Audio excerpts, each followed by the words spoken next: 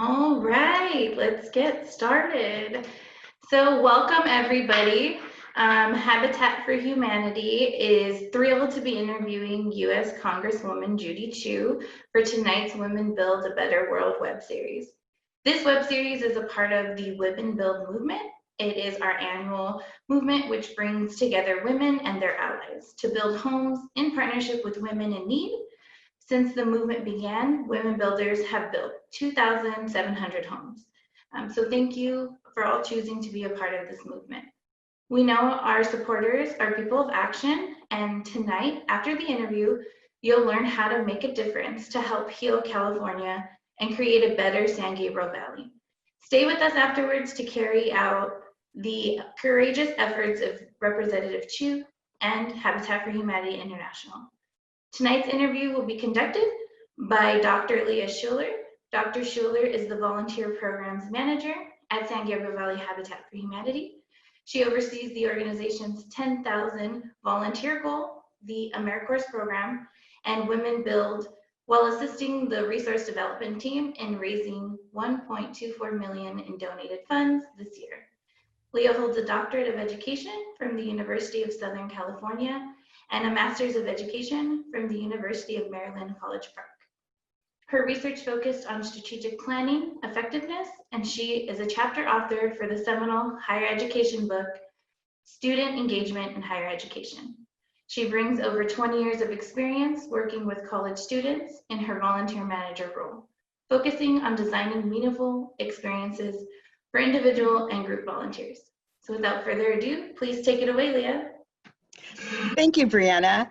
It is my pleasure to introduce our special guest tonight, U.S. Congresswoman Judy Chu, who was elected to the U.S. House of Representatives in July 2009, becoming the first Chinese American woman in history to be elected to our Congress. She represents the 27th Congressional District, which includes Pasadena and the West San Gabriel Valley of Southern California. Judy Chu was first elected to the Board of Education for Garvey School District in 1985. From there, she was elected to the Monterey Park City Council, where she served as mayor 3 times. She then was elected to the State Assembly and then California's elected tax board, known as the State Board of Equalization. Representative Chu currently serves on the powerful House Ways and Means Committee, which has jurisdiction over legislation pertaining to taxes, revenues, Social Security, and Medicare. In that committee, Representative Chu is a member of the subcommittees on Health and Human Resources, Worker and Family Support, and Oversight, which gives her oversight over healthcare reform and crucial safety net programs. Friends listening tonight, we are so grateful for Representative Chu to be able to join us. We know that the next 30 minutes will challenge us to be and do better. Congresswoman, thank you for being with us this evening. Thank you so much. As Brianna mentioned, Women Build is about empowering women to actively fund and build affordable housing. Can you tell us about a woman who has inspired you in your career? Well, there was a woman who not only inspired me, but literally mentored me for this position. And that is my predecessor in this congressional seat, now LA County Supervisor Hilda Solis. Now, let me tell you that I was on the Monterey Park City Council, and I was there for 13 years. I worked hard to build an appreciation of diversity and to build bridges between the different groups in the city. But when an assembly seat opened up in my area, I decided to run for it, thinking that I could really contribute on the state level. But the establishment chose their candidate, and it wasn't me.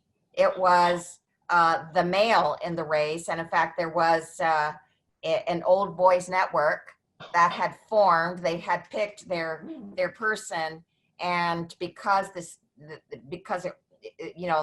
powerful groups went that way, the Speaker of the Assembly also didn't back me. So things looked bleak. But there was a turning point in my campaign, and I remember it well. it was the moment that then Congress member Hilda Solis decided to support me. She did it because she never forgot having gone against the establishment herself, the Old Boys Network. And that was when she ran for Congress against an entrenched male incumbent. And in one of the most memorable campaigns in LA history, she was able to defeat the naysayers, and she was actually able to win. Well, she never forgot what it was like going against the Old Boys Network. And so when I was reaching all these roadblocks, she endorsed me, and she gave me the momentum that I needed. And I won that state assembly seat.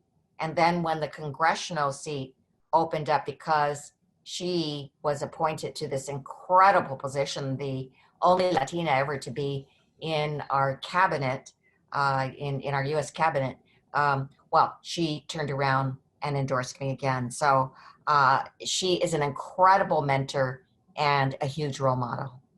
Well, we are grateful for what she has done, not only in her career, but also helping open doors for you and for other women, especially Latinas, in our locally and for sure in our state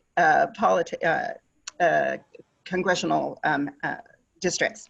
So that is wonderful, and thank you so much. What a warm and empowering role model you have, and how, wow. I mean, it's really nice. You really do stand on, the shoulders of giants, right? So, and you made mention of this a little, and very topical right now. These past few weeks have highlighted systemic racial inequalities in policy and practice. And we know that there's a legacy of racial inequities in housing policy that impact how our communities look today. What do you see as the role of Congress in addressing these housing disparities? Congress can play a very positive role in changing things, but Congress has also played a terrible role in the past. Congress had a hand in perpetuating the inequality in housing in our history. For instance, setting up a legal structure which allowed only white men to own land and other property for much of our country's history. And then in the aftermath of the Great Depression, the New Deal included policies to help homeowners refinance their homes, but maps were drawn to assess the risk of default primarily based on worker classification and race, which led to banks denying loans to entire communities. And of course, we call this redlining. So it has been up to Congress to reverse those policies, but still there are racial disparities. And so it wasn't until the Fair Housing Act of 1968 that Congress was able to take some great steps forward and to put into place non-discrimination provisions. Also, the Community Reinvestment Act of 1977 created for funds that could go to low-income communities and communities where there needed to be more affordable housing. So they tried to correct some of the wrongs of the past, but we know that we are still having a long way to go. And that's why I am so concerned about the protests that are happening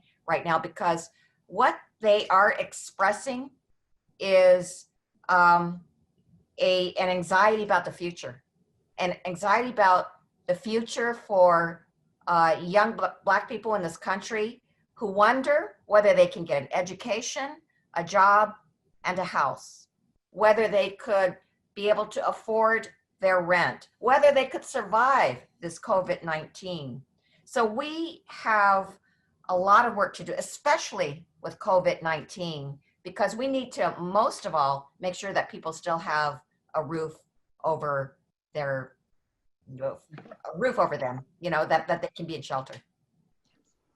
Oh, agreed. And thank you for saying that. So passionate. I mean, you can tell it comes from truly caring about the community around you and that you represent. So thank you.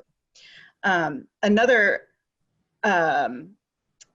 area that I know is also so very important to you, because you've been a very vocal advocate for permanent supportive housing, which is a best practices strategy of housing developments with on-site supportive services to address the many causes of homelessness, including and beyond a lack of affordable housing. How can Congress continue to push for housing stability? Well, for one thing, the model of permanent supportive housing is just so great because it's not just sticking somebody into a place with four walls.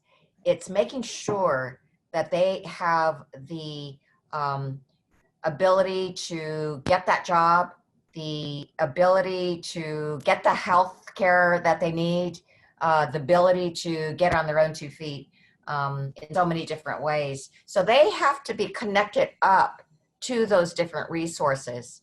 Now, we have some very good models in Pasadena. I am so lucky that we have Union Station, which has used the model of permanent supportive housing for a long time, ever since its inception, and has also developed multiple forms of housing.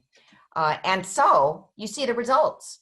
Whereas in LA County, the homeless count increased everywhere, Pasadena was the one place where homelessness dropped, and in fact by 20%.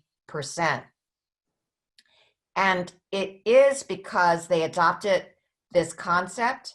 What we need to do is to have permanent supportive housing all across the United States.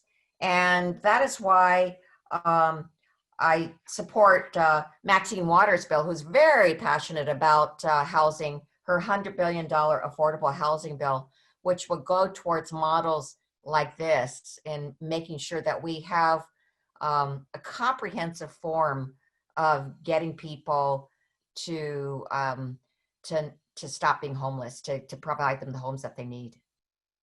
Right. Yeah. And what's really, I think, amazing about that model and clearly why it's a best practice is because it really provides that net of support for people to not only, like you said, it's not just a roof over your head. It is providing needed services to help people be successful and thrive. And I would assume that, once you get that stability in there, within that community, it rises, everyone helps each other. And so I think that is, I'm so glad that you are at the forefront of this, and that Pasadena has seen such success in lowering their homelessness rate by 20%. So folks, learn more about permanent supportive housing. It is amazing. And our Pasadena is a model for the US in that regard.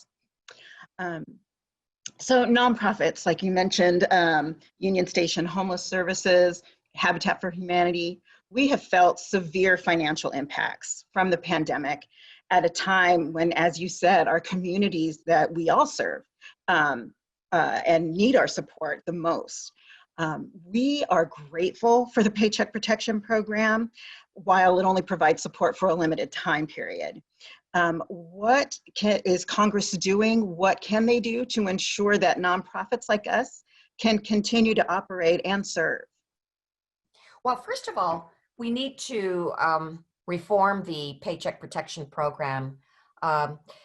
You're absolutely right. The deadline for using the loan was supposed to be June 30th, and that's right around the corner. And you were supposed to use it all in 8 weeks. Right. And yet we haven't even opened up a lot of LA County. So how does that make sense? And so what we have done is put forth a series of reforms for the PPP itself, which is to extend the time in which you could spend the PPP funds from 8 weeks to 24 weeks. The other thing is the deadline for expending the funds. It was supposed to be June 30th. Well, we've extended to the end of the year, so December 31st of this year. The other thing that was really bad about the program initially was that the SBA just arbitrarily said that this was a requirement, that you would have to pay it back in 2 years. Well, that's way too soon. So we have proposed that it be 5 weeks. Actually, we put this in the HEROES Act. Yes. And so we passed this out of the House, and we are still awaiting the passage by the Senate. But it has important reforms like that. There's also a bill that does similar things.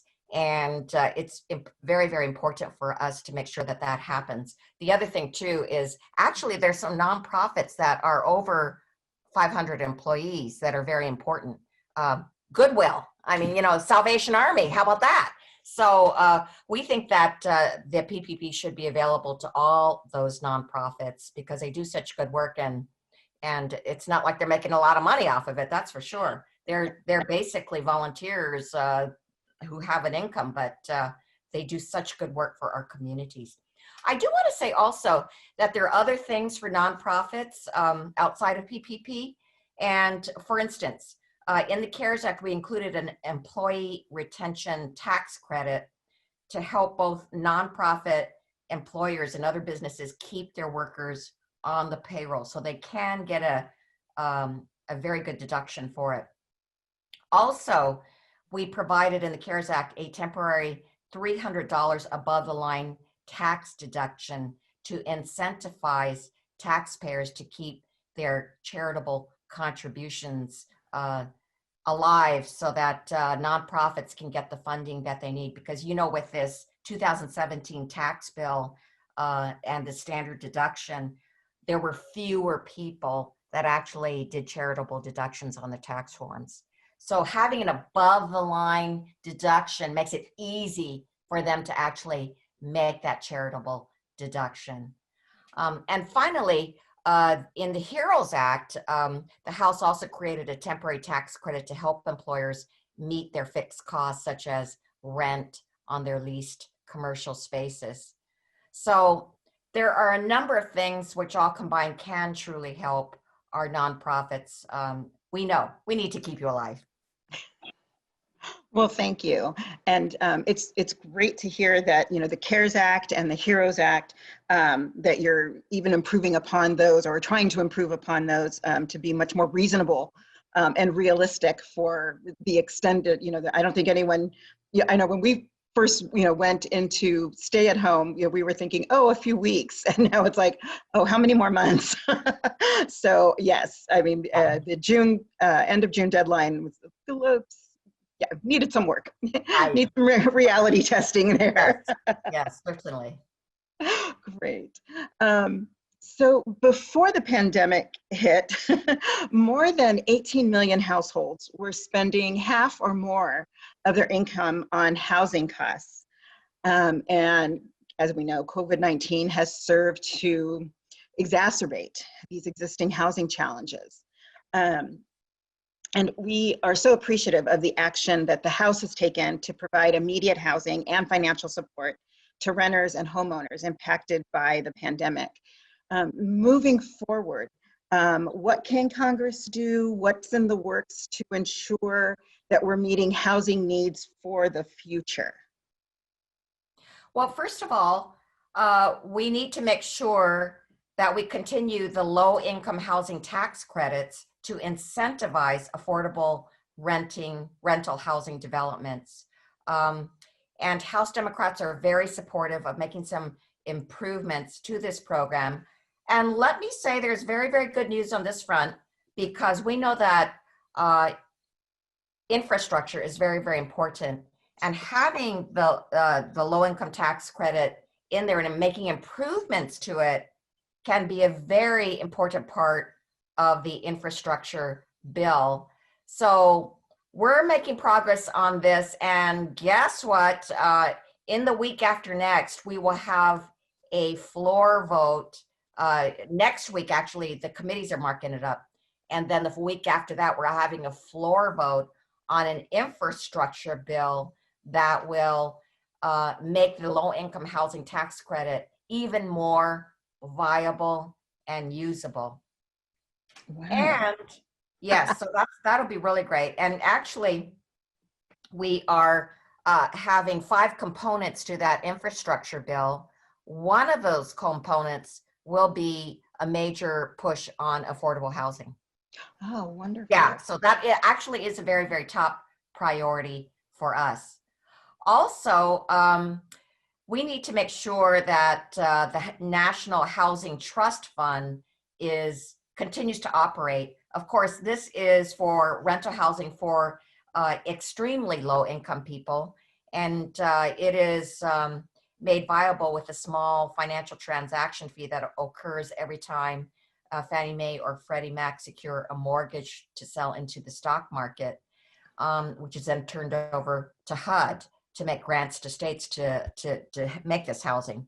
So that is very important to do as well. The other thing is that only 1 in 4 families that are eligible for federal housing assistance actually receives that assistance. So we need to make sure that everybody who actually is eligible participates in the program. But in order to do that, we need to greatly enlarge the Section 8 program, our housing voucher program. And right now, that program has only been on maintenance. It's only had the same amount of funds for a number of years. And that is so ridiculous considering the fact that we have thousands of people that are waiting in line for those Section 8 vouchers. And sometimes it takes 3 to 5 years for them to actually get it, to become eligible for it. So there is a huge impact on that program. And talk about this cry that we hear now about putting more funds into domestic needs that will make life viable for people. This is one of those.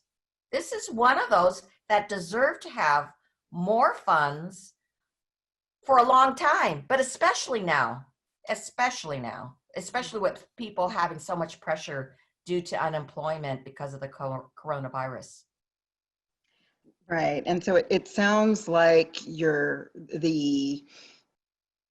some things that have been put in place, but over time they're in the right direction, but not either adequately funded, or we're not being able to identify and get those resources. So I guess I don't know if you call that the execution or the distribution of those funds to people in a timely manner, and enough funds to them. So how does that,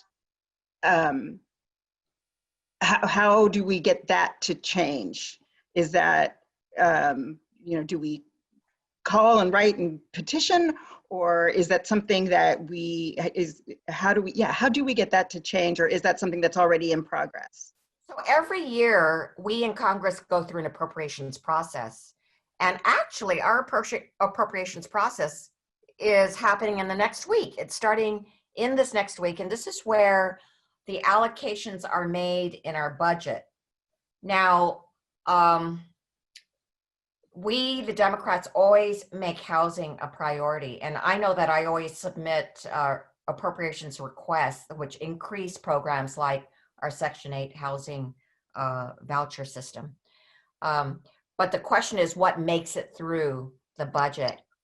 And also there's negotiation with the Republicans. So that's why it has been stagnant. But it is my hope with this huge, loud, and strong cry by the people that we put more into these kinds of programs, which will make life viable for people.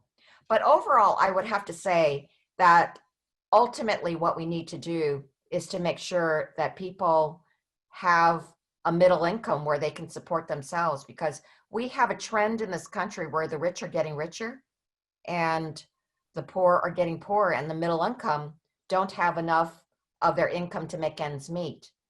That is why we have this phenomenon that you talked about where they're spending half their income on housing. That should not be the case. Correct. But their income is not keeping up with the expenses of living.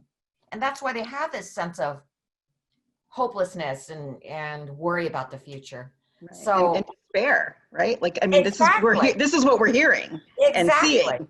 yeah. Right. And so there's a crisis that comes up like COVID-19, and they don't feel that they can survive the crisis. And in fact, there was some statistic that came out about a year ago that said that 40% of the people could not deal with a $500 emergency. Right. So And this has definitely been more than a $500 emergency. exactly. Well, that's why we knew that we had to do that economic rebate, the $1,200 per person rebate. But that's already been spent. This is why the HEROES Act was passed by us out of the House, because we need to do another one of those. Yes. And in fact, in the HEROES Act, it's improved. It would be not only $1,200 a person, but you could have also more dependents, up to $6,000 per family. And also you could have adult dependents, because the terrible thing about the rebate of the past is if the child was 18 or 19, but still a dependent, you couldn't get any reimbursement for that. So, yeah, so we need to have another one of those economic rebate checks. And we also, of course, here's the other worrisome thing, we need to extend unemployment. Yes. As of July 31st, that extra $600 a week that we put in there, that's gone. Right. So is this part of appropriations, or is this part of acts, like you said, the HEROES and the CARES Act, that would have to go through Congress and the Senate? In the case of the extension of the unemployment supplements and the economic rebates, it would have to be another bill. So that is why we are so intent on having the HEROES Act passed, and that the Senate takes it up so that we can make sure that people are taken care of. So with the appropriations, they have a certain amount of money to play with, but unless we have a big bill that's passed by Congress, we can't get the full extent of this economic relief in place. And by the way, talking about another one, that's rent and the mortgage, because you know what the CARES Act was to say that you wouldn't have to pay your mortgage for a year without any penalty to your scores and all that. And also that you would not be evicted if you could not pay your rent for at least 90 days. But the problem is, what about the end of those periods? Right. How are you going to pay for all that? Right. It's kind of like a balloon payment. Yes. So that's why in the HEROES Act, we actually provide $100 billion for rent and utility payments to help renters get back on track with their payments, the payments that they missed due to lost wages. Also, the HEROES Act provides $75 billion to help affected homeowners with their mortgage and utility payments. Right. So you're really looking at protecting not only renters but homeowners as well. And then it rolls into then unemployment, because we know that some of these companies are not going to reopen. And so, yeah, I mean, it all starts, it's kind of a perfect storm right now. Yeah. Well, Congresswoman, we know you only had a very limited amount of time this evening with us, and we have appreciated every single second of it. Thank you for representing us so well, and we wish you much success in Washington. Thank you so much. It was great being with you. Thank you. And now I'd like to introduce another wonderful woman working tirelessly to make affordable housing a reality for the San Gabriel Valley. Director of Resource Development, San Gabriel Valley Habitat for Humanity's very own Frances Hardy. Well, thank you so much, Dr. Schuler. Thank you, Brianna Lopez, and thank you so much to Congresswoman Chu. I hope that you all felt challenged and encouraged and motivated to, get out there and take action. And getting out there and taking action these days can also mean hopping into a webinar like this joining friends on Zoom, maybe going out appropriately with a mask and raising our voices. So I wanted to spend just a few minutes with you, my friends, and explain how we can take the next step, how we can build upon what Judy is doing in Congress and what she's doing right here in District 27 to make a difference. And, you know, I like to say that we are only as impactful as the actions we take, right? Talk is important, and these sorts of venues are so important. But the real change comes when we take what we've learned, when we take, you know, the heartstrings that have been pulled and we do something about it. So I wanted to share 2 opportunities right now, right after you get off the webinar. You can do something to elevate what Judy has already started to accomplish in and through Congress. So Judy talked about the need for housing assistance. She highlighted that in the CARES Act, so that was one of the first big bills to be passed through Congress to provide support to our hurting country. And she highlighted that that bill contained both mortgage relief and relief for renters. But we want to go one step further. We want to make sure that a new bill can be passed. And this is actually a bill that Senator Reid has proposed in the Senate. And it is the Housing Assistance Fund Act. It would provide $75 billion to boost foreclosure and eviction prevention efforts all across the U.S. And in fact, this bill is not just important for the country, but it is also aligned with a campaign we're part of that's very important and near and dear to Habitat. Actually, 1 year ago, we launched something called the Cost of Home campaign, and it was actually alluded to by one of Dr. Schuler's questions. So she asked Congresswoman Chu for her opinion on what to be done for the 18 million households in our country. That's 1 in 6 people who are paying more than half of their income on housing.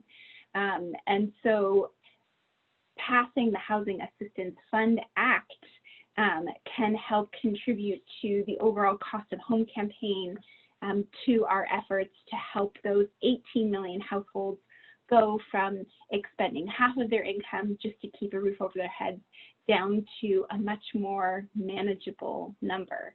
And I'm happy to say that after 1 year of having the Cost of Home campaign in place, our network has already been able to serve 1.5 million people. And in the next 4 years, we aim to serve a total of 10 million people. And you can be part of that. You can be a Cost of Home amplifier. You can be a builder on Judy Chu's great work, just by emailing your senator and asking them to support this bill. And you can email them by following that tiny URL at the bottom of the screen. You won't be able to click on it, but we put it in the chat box. So you can click on it there, and we'll also be sending it to all of you after the webinar. Now, the second way that you can build on Representative Chu's great work is, can we go back to the last slide, is to support the Work Now Act. So Congresswoman Chu talked about the important work that Salvation Army, Goodwill, Habitat, and other nonprofits are doing. And she emphasized the importance of keeping nonprofits like ours open and afloat so we can serve the people in our community who need a helping hand and who need some assistance. So the Work Now Act would do just that. So it would help the nonprofit sector to really scale and provide much needed services all across our country. And it would also help unemployed individuals get back to work. So again, very simple, click that link in the chat box It will take you to habitat.org, where you can send a form email to your senators. Welcome to modify that email, but we've made it easy by providing all of the information about the bills and what you're asking your senator to do. So it will make a big impact and a big difference, and it only takes about a minute or two. So I definitely encourage you to do that after the webinar. All right, now we're ready for the next slide. So those two actions that I just mentioned are actions that will impact and can impact our entire country. Now I want to talk to you about what we can do locally, right here in Southern California, right here in our very own San Gabriel Valley. The first thing that I want to mention is the Builders Club. The Builders Club is a group of selfless, humble, mission-driven dreamers who truly believe that we can end the housing crisis. And one day we will get together with our Builders Club members and we will celebrate the end of the housing crisis. And in the meantime, our Builders Club members and our staff invite you to become a member. So how does it work? The Builders Club is a monthly giving society where you can sign up to give any amount every month. And that amount isn't just a passive donation. In fact, it's the exact opposite. It is an active donation. It every month ensures that we are able to build, renovate, and repair homes. And in fact, at the very beginning of June, we started another big renovation project in Baldwin Park. We're really proud of that, and the Builders Club is helping to fund that project. We also have over 30 new homes in our pipeline and plan to serve many, many families through our home repair program in the next 18 months. So become a Builders Club member and you can make a difference every single month. The next thing that I want to invite you to do, the next action to take, is to join us again. These webinars happen every month, and so we'll be right back here in 1 month with another amazing leader, another woman who is a trailblazer, who is making a difference, and who's giving us hope, and who will show us that when we work hard and we partner and we have friends and we're humble and we're wise, we can make a huge impact and we can end enormous crises like the housing crisis we're experiencing right now. So please do all three actions. Email your senators. It will only take a moment. Join our amazing Builders Club and then join us back here in 1 month to be inspired and challenged again. I saw that some people did submit questions for Q&A, and unfortunately Representative Chu had to run.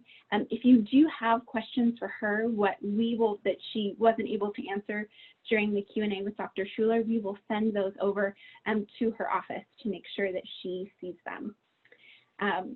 In the meantime, between now and next month when you join us again, on behalf of the entire Habitat family and team, I wish you health and safety, and thank you for all you're doing to build a better San Gabriel Valley and a better world. Take care. Thank you. Please join us again.